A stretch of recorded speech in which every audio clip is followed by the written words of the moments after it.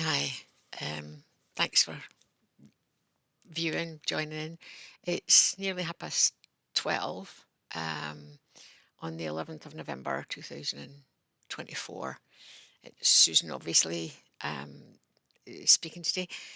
This is going to be a difficult one because I certainly don't mean to offend anybody. I never mean to offend anybody, and I would never, ever talk down the lives that are lost um, in war at the behest of our elite.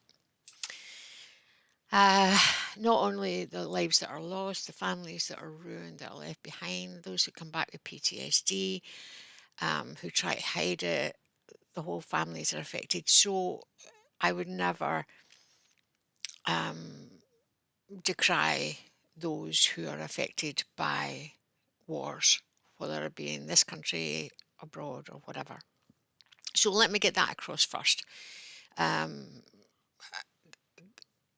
Grief is a terrible thing, and we can't um, say any more than that. I would like to talk about is something that has bothered me since I was a child, really. Um, when I was taken up to the church in my village with my grandmother, my mother, and my sister, and there was a plaque on the outside of the church wall with the names of people who had been lost during the First and Second World War.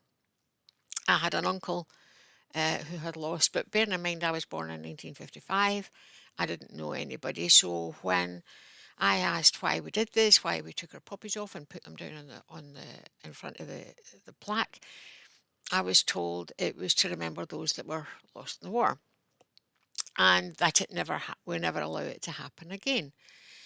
And I questioned it then, and now that I know that bit more, I'm questioning it even further. And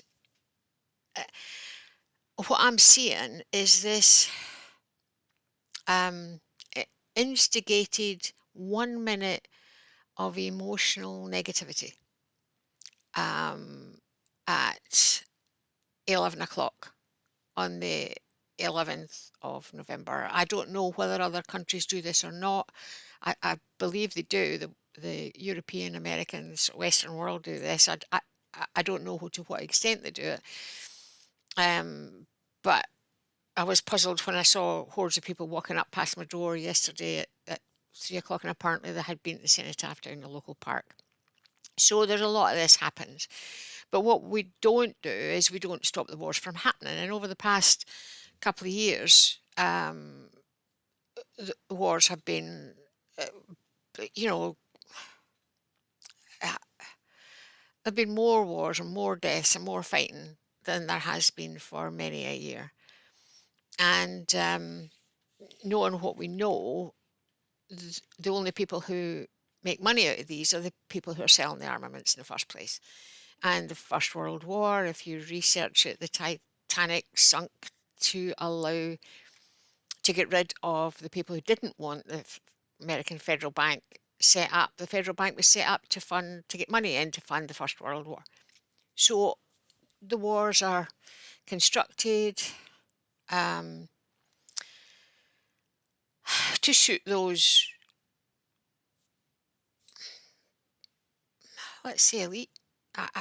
I don't know what word I can use here on this particular channel to cope with what I'm feeling, but basically they are manipulated. And it was interesting that within days of Trump getting re-elected, uh, Hamas and Zelensky were looking for peace settlements, if the reports are to be believed. So my point being that the money that is raised through the poppies, where does it go? I've never heard, just because I've never heard doesn't mean it doesn't happen, of course, but I've never heard of huge sums of money from the poppy appeal go to help uh, soldiers or their families. And I know that an awful lot of the military who were injured during whatever conflict they took part in, had to really struggle to get pensions and so on, um, to be able to live with the disability that they came back with. So there's that question. I have quickly lost faith in all large organised charities. So there's that. But the point I want to make today, if you've managed to wait 5 minutes for me to get to the point, come on, Susan, get to the point, is that you have masses of people who are encouraged to go down this route of remembered grief, this negative energy, this lower of the frequency. And we all know that certain groups of people thrive on this lowered energy and are also more able to energetically, spiritually attack those in low frequency states. So, what I'm thinking, rightly or wrongly, as you know, I'm happy to be questioned, happy to be told that's a lot of tosh, but it gives us a talking point. But I personally believe that at that time there's such a mass of negative energy, low frequency, that the people who feed off it are getting a rush of this. This morning I was at aqua aerobics, trying to get strength back after my leg up. Mind you, it's pretty nice. Anyway, come 11 o'clock, minute silence. And in my head, I thought, I'm not going to go down this road. I'm not going to remember people who were damaged with war, because I'll bet my bottom dollar that anybody who lost anybody or anybody who has seen the damage done doesn't need 1 minute, once in a year to remember that person. Absolutely no way. So, but you're asked to get this mass drop in energy, this grief, 1 minute at a particular time of year, when those who can feed off it will feed off it. Personally, as I say, I was in the war, 11 o'clock, and I pulled back joyous moments that I'd spent with my grandchildren last week. While I was standing waiting to get into the pool, there were a kids group in, and there was this kid, maybe about 3-year-old or whatever, and just literally stood at the edge and jumped, and it was brilliant. The joy from these children filled the room, and the adults were going at it and keeping them up there. And this is what I tried to remember. I thought, I am not going to drop my energy. I am not going down that road. I am not going to allow myself to feed them. So I think there's a huge energy, I don't know what you would call it, glitch, a negative energy to feed those who feed off it. And I would never, if anybody, having lost somebody, feels that this is necessary or it helps them in any way, I would never take that away. But for me,